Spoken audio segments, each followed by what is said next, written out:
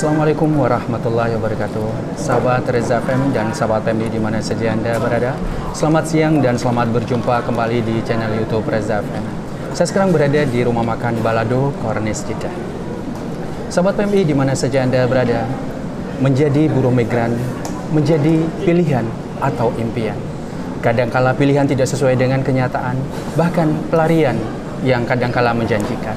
Pada kesempatan siang hari ini kita akan mengupas bersama narasumber kita Bunda Ramida, dan sahabat PMI tentunya tahu siapa Bunda Ramida.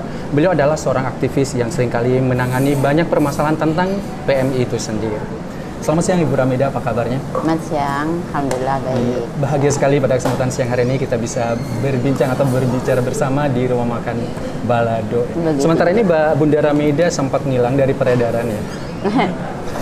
Begitulah. Oh, begitu ya Bun ya. Tapi iya Bun ya, kita akan berbicara tentang menjadi buruh migran itu menjadi pilihan atau pelarian.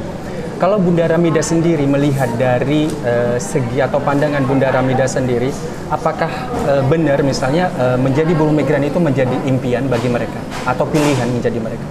ya, kadang-kadang emang banyak dari mereka yang menjadi buruh migran itu adalah impian. Impian untuk merubah kehidupan perekonomian mereka untuk lebih baik, walau terkadang kenyataannya nggak seperti itu. Di luar kenyataannya? Di luar kenyataan yang mereka temuin di sini. Ada juga yang itu adalah pelarian. Nah, kebanyakan dari kawan-kawan nih yang kesini-sininya aku melihat itu hanyalah pelarian. Pelarian. Oke, kalau memang Bunda Ramida melihat dari dua sisi, dilihat dari dilihat dari pilihan itu, Bunda Ramida melihat pilihan itu apakah mereka itu memang punya dicita-citakan atau bagaimana ini? Iya, emang dicita-citakan. Kalau bagi mereka yang berangkat ke sini dengan impian, itu semua dicita-citakan dengan berbagai macam harapan, dengan untuk merubah perekonomian keluarga, untuk merubah nasib anak cucunya lah, intinya kan seperti itu. Tapi ternyata kadang-kadang di sini nggak banyak juga sih yang berhasil tuh, yang berhasil. Kalau seperti yang kawan-kawan yang benar-benar serius ya, benar-benar serius, udah nggak menoleh sana sini, nggak menoleh apa itu kebebasan di luar ya kan, mereka benar-benar berhasil loh. Ya memang benar-benar merubah kehidupan gitu ya. Tapi ada yang hanya pelarian ya, emang jatuhnya ke sini. Jatuhnya ke sini itu bukannya dapat yang lebih baik, malah semakin buruk keadaannya. Iya. Oke Bun, kita masih mengupas tentang pilihan. Apakah kalau misalnya menjadi buruh migran itu menjadi pilihan, mereka itu sejauh mana Bunda melihatnya? Karena Bunda sendiri sebagai PMI sendiri ya. Jadi Bunda sendiri bisakah memberikan satu ulasan yang tentang menjadi buruh migran itu adalah pilihan? Mungkin Bunda sendiri bisa melihat di antaranya ada PMI yang benar-benar sukses dalam selama dia menjadi buruh migran. Iya, banyak. Di antaranya selain merubah taraf kehidupan. Banyak, kita melihat banyak PMI kita yang berhasil sukses ya. Baik dari ada yang di NTB, ada yang dari berbagai daerah, banyak kok yang sukses juga apabila mereka benar-benar berjuang benar-benar ingin merubah kehidupannya. Tetapi tak ayal juga dari perjuangan mereka kandas di tengah jalan dengan kondisi ya aturan pemerintah yang seperti apa, hukum di sini juga berbeda gitu kan. Nah, ada kalanya kawan-kawan nggak bisa membawa diri juga kayak gitu. Tapi ada kadang-kala juga emang udah nasib mereka harus putus di situ. Gitu ya Bun ya. Iya. Terus Bunda Ramida sendiri sebagai seorang aktivis ya yang kerap kali istilahnya berhubungan langsung dengan PMI itu sendiri. Apa sih Bun keluhan dari mereka? Mereka itu kalau misalnya mereka impian ya, mereka pilihan, mereka datang menjadi buruh migran itu adalah pilihan mereka dengan harapan bisa merubah nasib ataupun bisa merubah taraf kehidupannya, ternyata di luar konteks rencana mereka. Jadi mungkin faktor pertama itu apa? Apakah nasib atau kebanyakan mereka itu tergoda atau apa misalnya? Ya kadang-kadang emang itu nasib ya, nasib yang kadang-kadang mereka nggak bisa merubah, ya kan? Tapi ada kadang-kadang emang itu udah keinginan mereka sendiri yang seperti itu, karena pengen bebas. Jadi kehidupan kadang-kadang di luar itu banyak yang mereka itu terpengaruh dari kawan-kawannya di luar sana. Jadi kalau yang tahu akan dunia luar ya mereka banyak terpancing ke situ. Gitu ya Bun ya? Ya, sehingga mereka melupakan impian-impiannya itu. Jadi intinya kalau memang mereka menjadi buruh migran itu adalah impian atau pilihan mereka, otomatis mereka itu selayaknya memang mempersiapkan diri kembali ke niat semula bahwa menjadi buruh migran itu untuk merubah taraf hidupnya dan paling tidak membantu keluarga ya. Iya. Jadi otomatis dia juga harus konsekuensinya harusnya seperti itu. Tapi kadang-kala memang kan Bun, seperti yang saya bilang tadi bahwa menjadi buruh migran pilihan, tapi kadang-kala tidak sesuai dengan kenyataan. Ya mungkin faktor seperti tadi ya, nasib, faktor keberuntungan, atau mungkin faktor di mana dia memang salah bergaul sehingga dia lupa akan niat semula gitu. Iya, itu. Ada kadang-kala gini, kalau bagi mereka yang emang datangnya ke sini dengan impian, mereka tak akan melihat riuh-riuhnya dunia luar gitu kan. Jadi istilahnya tutup telinga gitu. Iya, tutup telinga, fokus dengan kerja. Gitu, gitu. Benar-benar. Jadi banyak saya temukan yang seperti itu dari kawan-kawan. Yang penting saya kerja, dapat uang. Udah, itu aja. Pulang ke rumah, kalaupun emang dia harus cuti, maunya butuh hiburan, cukup di rumah.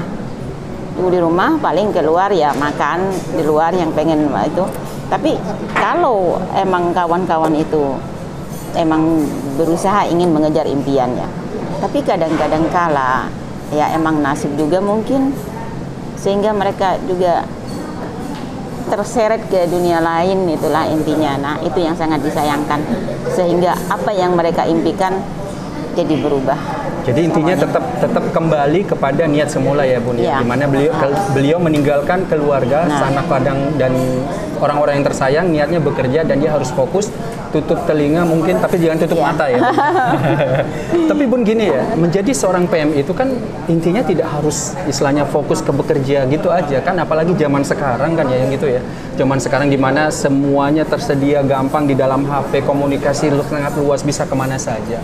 Nah, itu sangat berpengaruh loh Bun ya kepada kehidupan sosial kita. Nah, itu juga Bunda Ramida mungkin menyikapinya sebagai aktivis juga bagaimana? Apakah mungkin harus menghindari atau bagaimana? Ya, kalau menurut saya mah emang lebih baik menghindari. Nggak mungkin lah Bun, menghindari nggak mungkin Bun. Menghindar, kan sekarang banyak. Masa harus nggak pakai HP gitu misalnya? Enggak, kalau di HP oke. Masalah aku yang di dunia luar lah. Jangan sampai sekarang kan bolehlah kita hiburan sekarang pakai HP itu, santailah di dalam kamar. Soalnya HP itu banyak setannya loh Bun, sangat menggoda sekali itu. Kalau kita menurutinya, tapi bisikan dari luar biarinlah. Kalau di HP udahlah biarin, nggak apa-apa, di HP mah kita mah justru di dalam gitu kan. Oke Bun, saya gini nih, soalnya nggak mungkin kita zaman sekarang itu dijauhkan, walaupun kita seorang PMI menjauhkan diri dari HP. Bangun kita mau tidur lihat HP, bangun tidur lihat HP. Saya sendiri ke hammam bawa HP, bayangkan loh. Jadi gimana kita bisa dipisahkan walaupun seorang PMI dipisahkan dengan HP? Nggak mungkin kan? Makanya saya bilang masalah HP nggak masalah, kita hiburan di HP ya kan. Yang penting jangan sampai terseret keluar pintu intinya. Keluar pintu. Nah, itu yang lebih berbahaya. Gitu loh. Iya. Ya, karena kehidupan di sini sangat kejam gitu. Benar-benar. Mulai kejamnya Ibu Tiri. Bilang dunia kejam itu ya kejam. Gitu ya. Jadi, kalau emang kita niatnya bekerja dengan baik, ingin merubah nasib keluarga, nasib hidup keluarga mereka. Jadi intinya kita harus konsekuen. Kalau emang bekerja, waktunya bekerja, waktunya hiburan ya hiburan, kayak gitu. Jangan sampai karena terlena dengan hiburan kita lupa akan kewajiban kita. Itu aja. Oke Sobat PMI, jangan kemana-mana, tetap stay di channel YouTube Reza FM. Tapi Bu ngomong-ngomong minum aja dulu tehnya. Ini suguhan dari Balado Restoran ya. Iya, masalah tempatnya wow gitu dan pengunjungnya masalah. Ya, oke Sobat PMI di mana saja Anda berada, kita lanjutkan pembicaraan kita ya, membahas masalah menjadi buruh migran itu adalah pilihan atau pelarian. Ya, oke kembali Bunda Ramida, kita akan mengupas tentang menjadi buruh migran itu adalah pilihan atau pelarian. Nah, sekarang kita akan mengupas tentang pelarian. Jadi kadang-kala gini ya, menjadi PMI itu bukan cuma sekedar pilihan atau impian, tapi kadang-kala pelarian, di mana mereka itu melarikan diri dari berbagai masalah. Di antaranya mungkin masalah rumah tangga atau masalah perekonomian ya, mungkin banyak faktor lah selain dua masalah itu. Tapi dia melarikan diri dari kenyataan dari masalah, melarikan diri untuk menjadi PMI. Itu menurut Anda sebagai seorang aktivis yang seringkali kembali menangani banyak permasalahan, itu Anda melihatnya bagaimana? Dari sisi baik apa sisi buruknya? Ya, kita akan kupas. Jadi ya, akan menjadikan suguhan pelajaran kepada teman-teman PMI di sini. Gini. Oke, banyak dari teman-teman yang pergi ke luar negeri itu adalah pelarian, kan?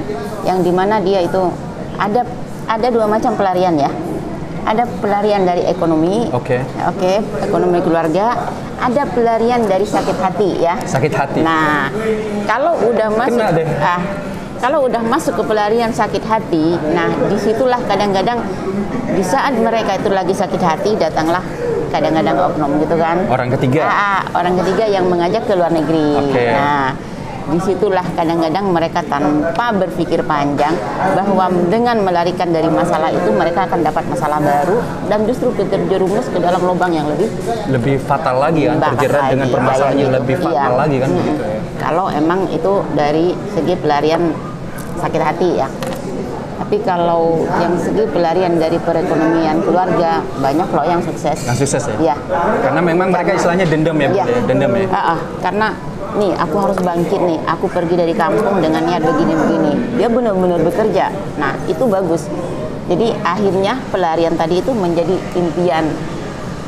Jadi menjadi cambuk buat dia sehingga dia lari, ingin sukses, ingin merubah benar-benar impiannya gitu kan. Itu bagi mereka yang lari dari masalah perekonomian. Tapi kalau lari dari masalah sakit hati yang saya lihat sekarang ini kebanyakan sekarang mau tanya nih Bun, teman-teman PMI sekarang ini pelarian mereka itu karena ekonomi atau karena sakit hati sih? Dua-duanya, tapi kebanyakan yang sakit hati. Yang aku lihat. Kok bisa gitu Bunda Ramida memastikan bahwa mereka pelarian hanya karena gara sakit hati? Karena aku melihat dari segi kebrutalan mereka dalam pergaulan, dalam bersosial media juga kayak mereka lepas kontrol gitu loh. Oh gitu ya. Jadi intinya sosial media dan di luar sana itu mereka jadikan itu loh sebagai balas dendam. Secara apa ya? Pelampiasan. Body language itu kebaca bahwa mereka itu menjadi tenaga kerja itu melarikan diri dari permasalahannya. Padahal seharusnya kan mereka bermasalah, seharusnya tidak perlu melarikan diri. Mereka selesaikan dulu permasalahannya, baru dia melarikan diri. Bukan melarikan, meninggalkan, menata kembali untuk ya cuman tapi kan begini Res, kebanyakan mereka itu di saat mereka sakit hati ada orang ketiga itu tadi yang dengan menjanjikan iming-iming ini loh.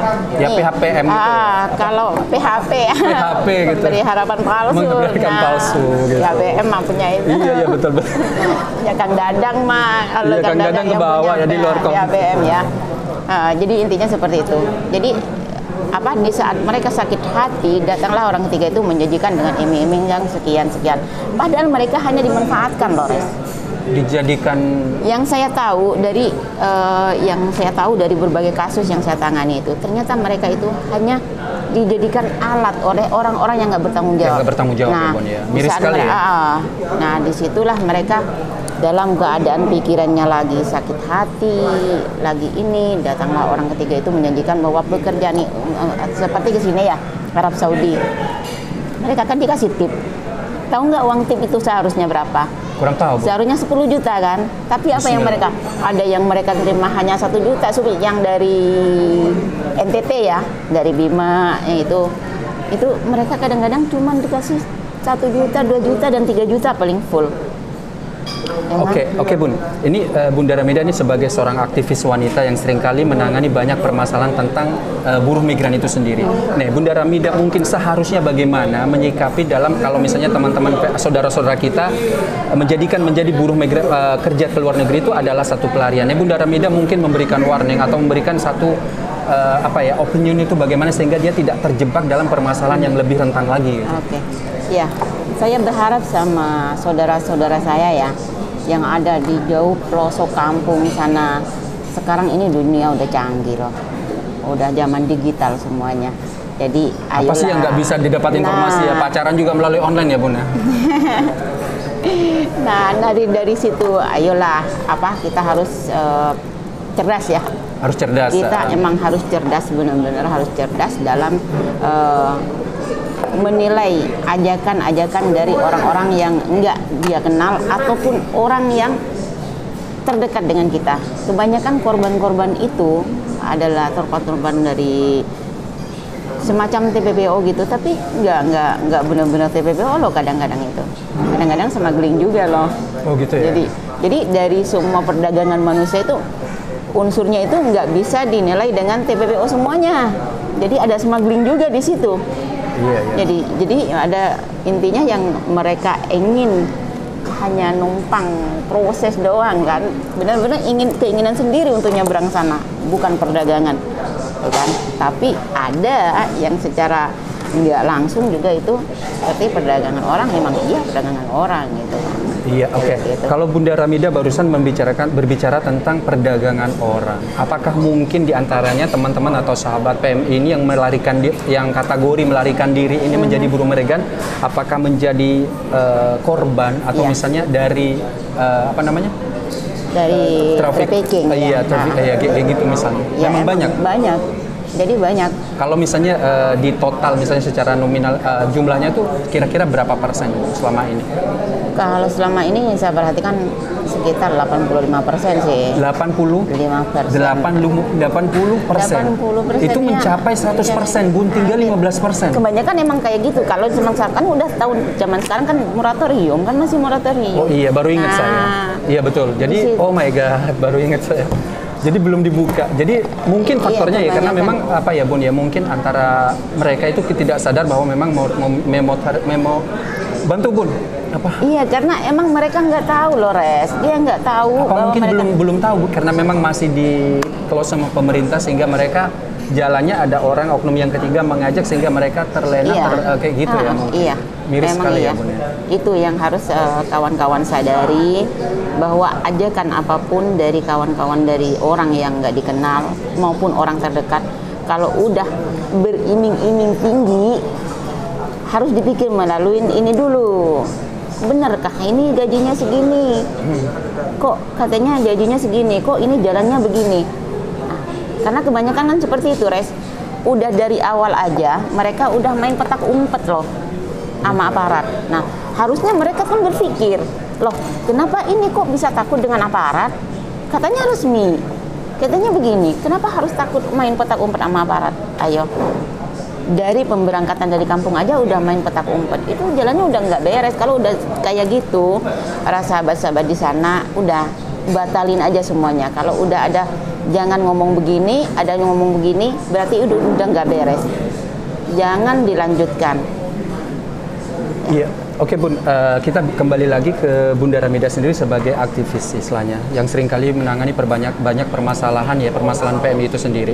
Nah, mengenai adanya trafficking itu ya. Jadi Bunda Ramida itu pernahkah istilahnya melaporkan atau istilahnya ke pihak terkait atau di sini misalnya kayak korbannya itu yang memang sudah mencapai 80,sekian%. Iya banyak sih, banyak yang sudah kita laporkan ya. Apalagi sekarang saat ini kan masalah syarikah ya, syarikah, terus ada itu ya pokoknya banyaklah dari yang sekarang ini yang kawan-kawan ternyata mereka terjebak loh. Jadi masih terjebak juga, bukan menjadi pilihan ya. Terjebak. Pilihan tapi tidak menjanjikan. Iya. Jadi semuanya itu di luar itu yang tadinya katanya tadi katanya ini kamu kerja sebagai itu. Nah, ini ya salah satunya kesalahan dari kawan-kawan begini.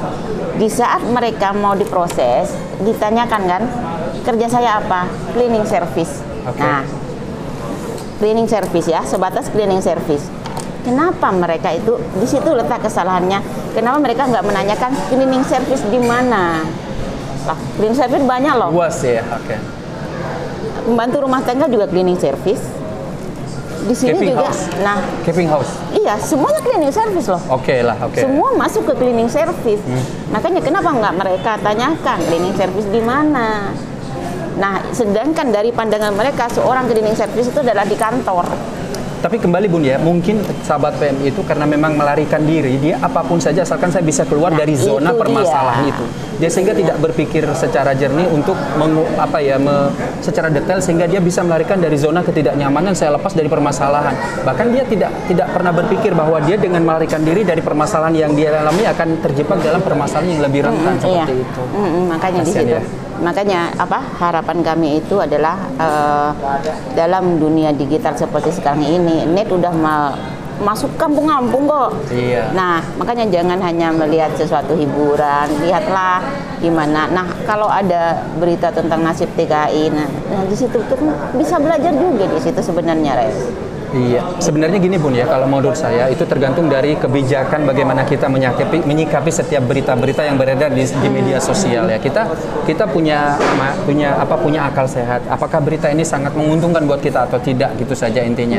Cuman ya gini ya Bun ya, kepada sahabat PMI atau yang akan menjadi bahkan yang menganggap bahwa menjadi buruh migran itu adalah satu impian atau pelarian, mungkin ada sesuatu pesan dari Bunda Ramida sebagai aktivis atau yang seringkali banyak menangani permasalahan para migran itu sendiri.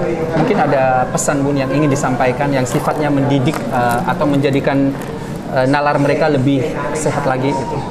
Ya, kalau pesan dan kesan saya itu pada teman-teman di sana, bagi yang belum ya, Iya. bagi yang belum ke sini atau yang belum ke luar negeri ya, untuk menjadi PMI, kalau bisa berusahalah untuk bekerja di negeri sendiri. Nah, bagi yang sudah di sini, bagi yang sudah berada di luar negeri, pandai-pandailah membawa diri, apalagi di zaman sekarang ini banyak sesuatu yang berlapis gitu kan, manis di luar, pahit di dalam. Nah, itu yang harus kawan-kawan itu Kayak yang, over gitu. yang harus dipikir, dijaga, khususnya juga kalau mau kabur ya, bagi yang kaburan ya, khususnya itu tolong jangan sampai lepas dari yang namanya dokumen pribadi itu seperti paspor atau KTP atau apapun itu, jangan sampai lepas dari tasnya atau dari badan, atau fotokopilah sebanyak mungkin, karena itu adalah nyawa kita selama kita ada di negeri orang. Karena aku nggak mau kejadian seperti hari kemarin, orang yang sakit tanpa identitas dibawa ambulan, sekarang kita mau cari kemana? Hilang ya Bun ya, raib ya? Sekarang kita raib, nggak tahu. Yang jelas nggak digondol maling dan nggak dibawa itu kan. Nah, tetapi ya itu pesan saya buat yang mau kabur, yang udah kabur pun tolong identitasnya. Kebanyakan mereka kan yang penting bisa kabur, identitas ditinggal gitu aja. Tolong itu. Jangan sampai identitas itu lepas. Iya, sehingga akan menyulitkan teman-teman aktivis itu sendiri jikalau ada musibah, subhanallah misalnya musibah yang lebih fatal meninggal, dia tidak akan bisa kelacak karena tidak adanya identitas, dan itu sangat merugikan dia sendiri sebagai korban dan sebagai keluarga sendiri yang menunggu kabarnya. Seperti kemarin juga yang di-share oleh KJRI, itu karena tidak adanya identitas. Jadi tolong kepada sahabat PMI untuk lebih mempergunakan akal sehat, karena untuk menjadi buruh migran itu saya tidak melarang, itu hak individu masing-masing. Kalau memang bagi Anda itu menjadi pilihan atau menjadi pelarian, tolong kembali kepada niat semula. Menjadi pilihan silahkan, karena itu akan menjadikan rangkaian cita-cita Anda menjadi kenyataan. Tapi kalau menjadi pelarian, apakah Anda dengan melarikan masalah di belakang, dengan menjadi harus pelarian semangat. menjadi BMI bisa menyelesaikan permasalahan? Saya pikir tidak. Jadi otomatis kuncinya kembali ke niat semula ya. Niat semula ya. Harus semangat. Gimana caranya kita, walaupun umpamanya kita sebagai pelarian ya, ini ya kita harus bisa membuktikan loh bahwa pelarian saya ini berhasil loh.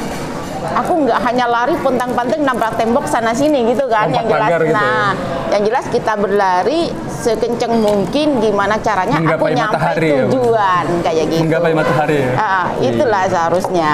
Jangan sampai pelarian itu hanya pelarian nabrak sana nabrak sini itu kan, Ya, tanpa arah dan tujuan itu. sehingga menimbulkan berbagai masalah yang akan mungkin akan iya, lebih makanya rentan itu. mengatasinya ya, Bu. Iya. Iya, tentunya. Jangan sampai pelarian hanya lari dari masalah, malah dapat masalah yang lebih besar lagi. Jangan sampai seperti itu. Dan satu pesan lagi, jika ada sesuatu bagi yang kawan-kawan ya, yang banyak sekarang aku lihat di media sosial melaporkan diri, tapi dengan cara menangis dan menunjukkan kekejaman majikannya. Nah, kalau emang butuh bantuan, tolong di situ pertama berbicara, bilang bahwa saya ada di daerah ini dan majikannya ini, namaku ini, nomor telepon majikan ini, kami butuh bantuan. Nah, di situ kan mereka bermedia sosial lah. Intinya mereka bisa nge-share lokasi. Share lah di situ. Kita siap melacak sebagai aktivis ya, Bu. Walaupun bukan kita, ada pemerintah kok. Jadi jangan hanya menangis, menunjukkan gitu kan, menunjukkan kejengan, banyak kata-kata dari teman-teman itu bahwa itu begini. Nah, makanya kalau benar butuh bantuan, jangan lupa ketik nomor telepon majikan, nama majikan, alamatnya di mana. Di situ saya butuh bantuan. Dan kalau bisa kirim lokasi. Itu. Biar gampang kelacak. Biar gampang. Iya. Jadi cukuplah kalau kita hanya menangis, nah yang orang yang jelas, komen gitu, bilang bersandiwara lah, inilah. Kan, nah kita kan juga nggak tahu ya. Nah makanya yang paling tepat adalah dalam mengadu di media sosial itu bahwa menunjukkan jati diri. Ini saya, nama saya, ini majikan saya, dan ini perbuatan majikan saya, ini nomor teleponnya. Itu lebih nomor tepatnya. Telepon atau location ya biar. Iya, dan location itu lebih tepatnya ya kalau pengen ngadu di media sosial. Tuh, ya seperti itu, harapan saya seperti itu. Iya. Oke, kembali sahabat PMI di mana saja Anda berada. Terima kasih atas kesetiaan Anda yang hingga sampai saat ini Anda masih setia bersama kami di channel YouTube Reza FM, dan jangan lupa di-subscribe, di-like, komen tentunya. Ya. Terima kasih. Wassalamualaikum warahmatullahi wabarakatuh. Waalaikumsalam. Bye bye.